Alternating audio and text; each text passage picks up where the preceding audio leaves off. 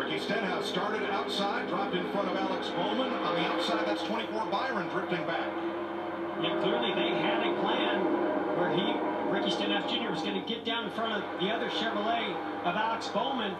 But I don't think those Fords are wanting to play that kind of game right now. They're trying to shuffle these Chevrolets to the back. Joey Logano, Eric Almirola. On the outside, Logano in yellow and red. He waved those cars to the inside, went to the outside, and just dropped back to pick up his teammates. He and 19 Martin Truex both fell way back into the 30s of this 40-car field. Single file off turn number 4, 10 laps complete. 65 laps will make up the first stage. They will need a fuel stop if we stay green during this stage. So there are the drop back cars. Also include Alex Bowman and Bubba Wallace there. But one sort of surprises me is Clint Boyer. He was already starting further back than he wanted to. And he's decided to go ahead and just let it ride out. Let's see what these guys want to do, how anxious they want to be here early in the stages of the Daytona 500. And this is the advantage. Look at our telemetry on the left. You can run 195, 196 miles per hour. You're not even running 50% throttle. That's Denny Hamlin, and that little yellow nub at the top of the circle, that is the steering angle indicator. 12 o'clock straight ahead. Well, we asked what happened to Clint Boyer. Here's Jamie. Well, he started this race 29th, Mike, and now he slipped back to 37th. The only thing he said on the radio is this car is tight. It's out of control tight, Vince. Well, in the team of Eric Almirola says the car is driving really good. And right now, as Mike, you indicated, they are very content to ride in their position right now and let Stenhouse burn the gas. But Almirola and Joey Logano, we've seen this act before. Remember, Almirola pushed Logano to a win in the duel. They said he's got a great pushing car, and we'll probably see that later today. Here's the feel-good story of this 500. Timmy Hill from Port Tobacco, Maryland. In that 66, he's 26 years old. He had to race his way in on Thursday, and Thursday night said, if we didn't make the Daytona 500, we would have had to shut this team down. He's in 10th place. Regan. Well, Mike, just to take it one step further, 10th place today. He was third in yesterday's Xfinity race, a career best. His crew chief, Stephen Idle, he has never called a race from atop the big pit box. We talk about nervous drivers. That is a nervous crew chief on that pit box as well.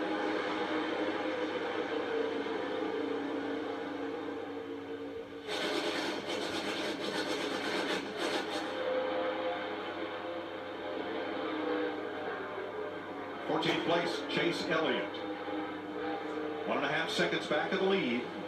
That number 9 Hendrick Chevrolet. Ross Chastain with him, and then right behind him, Alex Bowman, who started outside pole. And because he was on that inside line that couldn't keep pace with the formed up outside lane, he's now dropped back to 60. Yeah, we saw that's the result of Joey Logano and Eric Almirola and some of those Fords shuffling him out. They went to the outside. He was stuck in that inside lane with no help. And he went backwards a good bit. So good job on Alex Bowman to even be in 16th right now.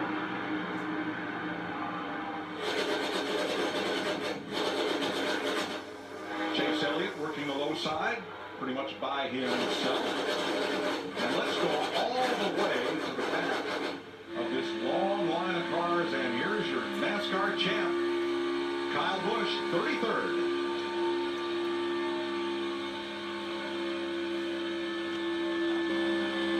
It's Martin Truex just ahead, one of those Joe Gibbs Racing Toyotas, 4 of them in this race, pretty much together. One of the hardest things I ever did, Mike, was in a race where we decided to have a strategy to go to the back. Because as a driver, all you want to do is pass cars, run wide open. I know I've got a good handling car and a fast car. I know I can work my way to the front.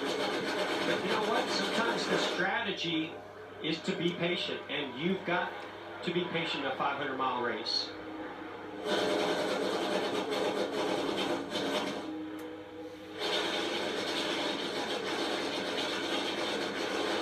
Drivers peeking out of the line. It was Ryan Blaney that time, and here's John Hunter Nemechek to the inside in the 38. Rookie trying to gain some experience and a little ground here. 16 green flag laps complete in the 62nd Daytona 500. How about this ride above Lake Lloyd?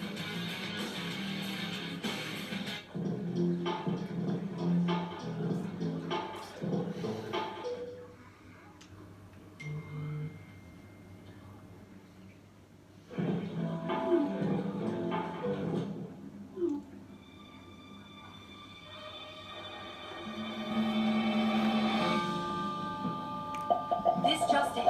Is Jonah Hill going to flake out on Martin Scorsese? The world wants to know. Come on, Jonah, come on. Jonah! Gotta answer that. Everyone's waiting.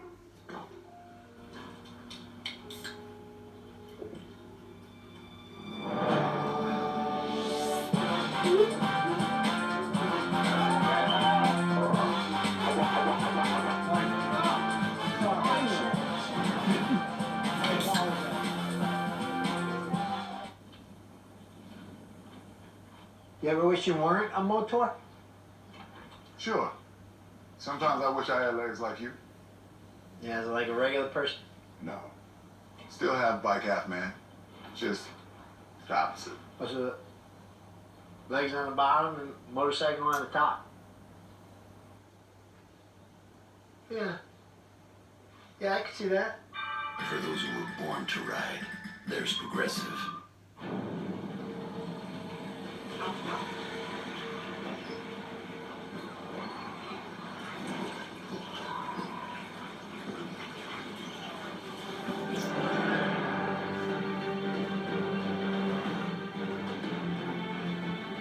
The 2020 Ford Explorer Limited Hybrid can tow up to 5,000 pounds and has an EPA estimated range of 500 miles per tank. It's the greatest exploration vehicle of all time. With Pizza Hut's new Mozzarella Poppers pizza, you can switch between 16 fried mozzarella bites and a large pizza. Pizza then app. App then pizza. It's your world. We're just making pizza in it. Hurry and try it before it's gone. No one out-pizzas the Hut. The Daytona 500 on Fox is sponsored by Credit One Bank, the official credit card of NASCAR. Perfect for race fans. And by Pizza Hut. No one out-pizzas the Hut. 20 laps and the field comes by the start-finish line under caution. A few sprinkles in turn 2 have halted things temporarily. Once worked a 4th of July race here in blazing heat, 85 degrees. I was on a scaffold in turn 4. Everybody was getting soaked down in turn 2. I was dry. It never rained in turn 4, but everybody in the infield in turn 2 was soaked. Race was delayed about 30 minutes. But it just goes to show you how big this racetrack is, and it can be raining at one end of the racetrack and completely dry on the other.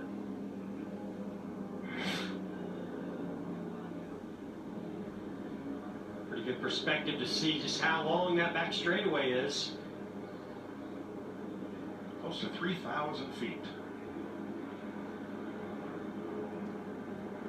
Ricky Stenhouse has led every lap of the Daytona 500 so far.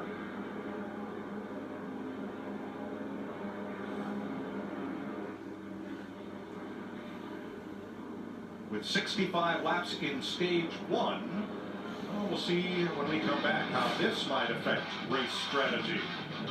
First caution of the day in the Daytona 500.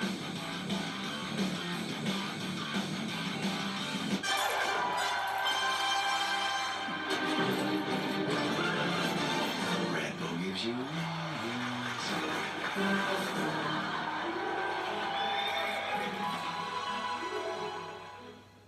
the sports world is buzzing about the XFL. XFL football, man. And this week should be even better. What is gorgeous? St. Louis, Houston, tonight after the race on FS1.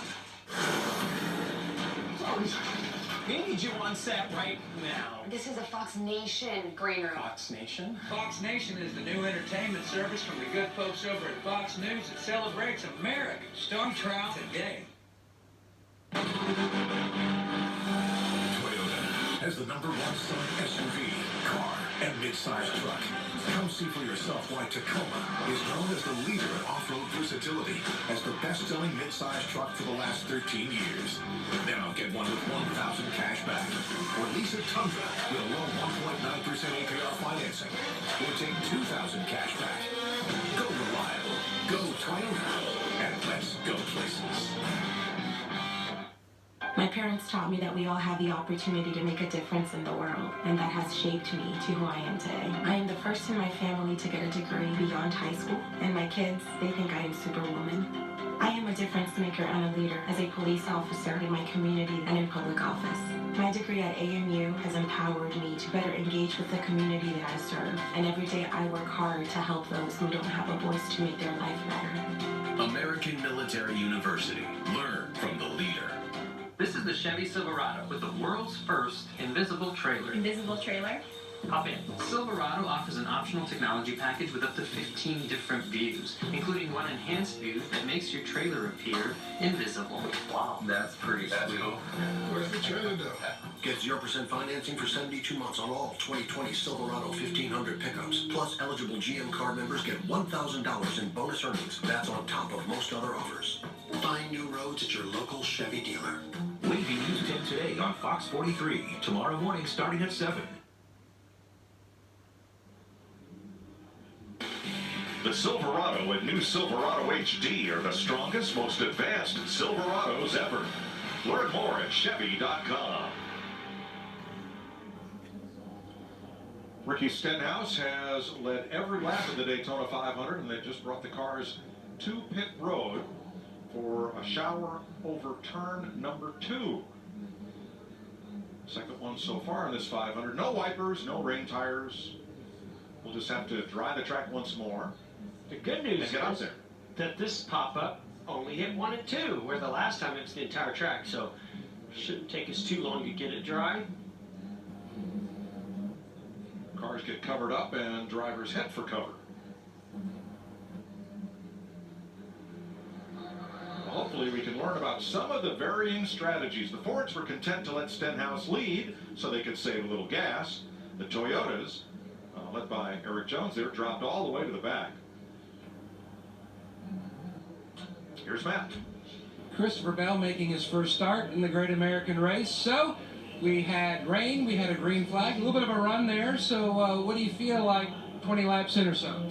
Yeah, well, I'm 2 for 2 on my Cup Series rain delays, so that's not really cool, but at least we got some laps in there. We can get a little bit better understanding of what's going on, or at least for me, since I've never done it before. But really happy with this Procord Camry. It's been really good ever since we got here as far as handling, and seems like it's pretty fast too. Qualifying 9th was really, really good. Everyone on the team was really happy about that. So we'll see what happens here. So taking a step up to Cup from Xfinity, everything is a learning process. And Jason Ratcliffe told me that you sort of went old school, new to the digital dash. You wanted it more looking like the old analog gauges. Yeah, that was a huge learning curve going from the Xfinity cars to these, and something we had to work on. Whenever I showed up, I kind of just told them that run what we had, or what they had last year, and I'll get adjusted to it. And then whenever I ran the duel there, I struggled really bad figuring out to hit my lights and stuff like that. So pit road speed. Yeah, for pit road. So we had to work on that, and thankfully we had a lot of practice there where we could just focus on the small extra details, and I think we got a lot closer. All right, thanks, Ricky. Well, Ricky Stenhouse Jr. and Joey Logano standing here. Joey, you guys have been working well on the racetrack together, playing nice. You're playing nice right now. A little umbrella holder for everybody. What have you guys been able to learn out front so far with your race cars? I just told Ricky, don't forget who provides a roof over his head right now. So we're out there, but no, we're just clicking off some laps. He's getting a feel for a car, seeing what we got. And he might have the bow tie on there, but I'm trying to bring it back over here to the little Ford camp. But we got a good line of them behind us there, and Chapenzo Ford's driving really good. Got some speed. Just got a long ways to go, and got to dry this thing off again. Ricky, what do you think? He's been pushing you along here as we've been going on. Any chance you return the favor later on in the race? Oh yeah, I mean obviously we battled really hard in the duels. We were talking about that before the race. We just all out battle trying to win the duel, and hopefully we can battle it out coming to the end of the 500. And I definitely would have done a few things different there, but I had to look in my mirror the whole first 3 or 4 laps trying to keep him behind us. But all in all, our Kroger Camaro's been pretty good. Been trying to dodge all the trash that's out on the track and try not to get any debris on the grill. All right, good luck, guys. Vince? Johnson, and it is really coming down now on the front straight. I saw you visiting with your crew chief, Cliff Daniels. Did you learn anything in those first set of laps? Not a ton, but just trying to guess where balance is going and how the car is kind of evolving as we burn some fuel off. We thought we had a strategy for the way these segments would play out for fuel. All these caution laps, I think it's going to change at least the first segment and how that plays out. So just making sure our base is covered for our fuel options that we were looking at. But now it looks like we need a boat or something. It's raining really hard. You've been through a lot of rain delays. Does it help as you become, a veteran to it to get through it? It really does emotionally, but the amount of calories you eat on rain delays, I think anybody that works in this sport knows, you just graze through these rain delays and it adds up. Thanks, Jimmy. Jamie? And Ryan Newman, fourth on the board right now. Umbrella holder and cameraman Goat getting soaked right now, by the way. So hats off to all of our guys out there in the rain. But Ryan, were you able to take anything away from those few laps that you guys did get? The car's super competitive, just as it's been all speed weeks long, Coke Industry Sports. Guys have done a really good job getting me something that's really comfortable and got good speed. So just kind of biding their time there. I saw Joey trying to make a move to get the lead, but then kind of settled in. So we'll keep we'll see what it's like here, the way the math works out. We're kind of in our fuel window right here, so we'll see. Got a new teammate this year, Chris Buescher. What do you think of him, and are you guys well adjusted, and how you can work together perhaps on the track today? Well, I don't think you can get adjusted for the entire season here in Daytona, but I look forward to the entire season with him, and Vegas will be the true test. I mean, the first mile and a half we go to kind of defines what you need to work on, if you need to work on anything. Ryan, thank you. Go stay dry. Matt? And we're tandem umbrella racing here at the other end of pit road, and when you look at taking over the 21, the legendary, iconic car from the Wood Brothers, there's a lot of excitement, but there's also a lot of pressure to perform because of their great legacy. Yeah, I mean, it's been amazing finally being able to kind of pilot the 21 Motorcraft Quick Lane Ford Mustang that I've been wanting to drive for so long. But we're sitting here and, you get all amped up and ready to go and then having breaks. But, as far as pressure, which you talk about, I think my career path has just been so much pressure at every point. It's made me pretty mentally numb to that. Able to block it out? Yeah, I just go and do my job. And honestly, man, for anyone that knows the Wood Brothers and what kind of people they are and this race team is, it's such an incredibly laid-back group. And it's so fun because we have all the tools and power to perform with the Sport from Ford and our alliance with Penske and all the great sponsors with them, Motorcraft Quick Lane, Menards, everybody that gave me the shot. But it's a pretty laid-back environment. You've been around the woods enough. And also when you look at Edsel Ford as well, I mean, he just brings so much passion to the environment. Oh, yeah. It's, I think I've heard a joke of they call the 21 his baby or company car or whatever you want to call it. So it's neat to have Edsel hanging by our car and on the pit box. So that might be a little bit of pressure there. And, he's really proud of, NASCAR, and it's neat to have the support from those guys. So it's a neat situation. All right, thanks, Matty. Mike? That team has had so much success here at the 500. Tiny One winning in '63, relieving Marvin Patch, who was injured in a car fire earlier that week. Cale Yarborough in '68. Anthony Joseph Coit Jr. is in the house today, the 1972 winner, the Silver Fox in '76. And as we learned earlier, Trevor Bayne is here at Daytona, who scored the Wood Brothers' 98th Cup win in 2011 here in the 500. Who will next etch their name onto the Harley Earl Trophy? Here's Vince. Well, I can tell you this man right here would sure like to do that, put his name on that trophy, that's for sure. We got a long way to go till we get to that point, we think. But were you able to decipher anything from what you did out there before the rains came? Yeah, for sure, Vince. My discount tire Ford is handling really well. So a couple guys that look like they have a lot of speed but no handling. I think we got a great mix of the two, which is really what you want for a daytime race. I'm hoping it doesn't keep raining like this and push this into a nighttime race, or if it does, maybe it'll push it into a tomorrow race. I don't know, because our car is really set up well for when the track gets hot and slick. So I'm excited about that, but long ways to go. Thanks, Brad. Mike? Thanks, Vince. Kyle Larson out of his car, running in 17th position. What a racer. What an off-season he has had after Homestead. Went to Bakersfield. Checkered flag Turkey Night in Ventura, California. The Gateway Dirt Nationals over to New Zealand for Boxing Day and the International Midget Race, and then the big win at the Chili Bowl. He raced 20 times in the offseason and won 10 of them. Let's meet Kyle Larson. Well, Kyle Larson, another guy over here holding the umbrella for me. I appreciate that, Kyle. We were just documenting your off season and the amount of back and forth, and racing in general you did. How does that do to keep you fresh in the race car?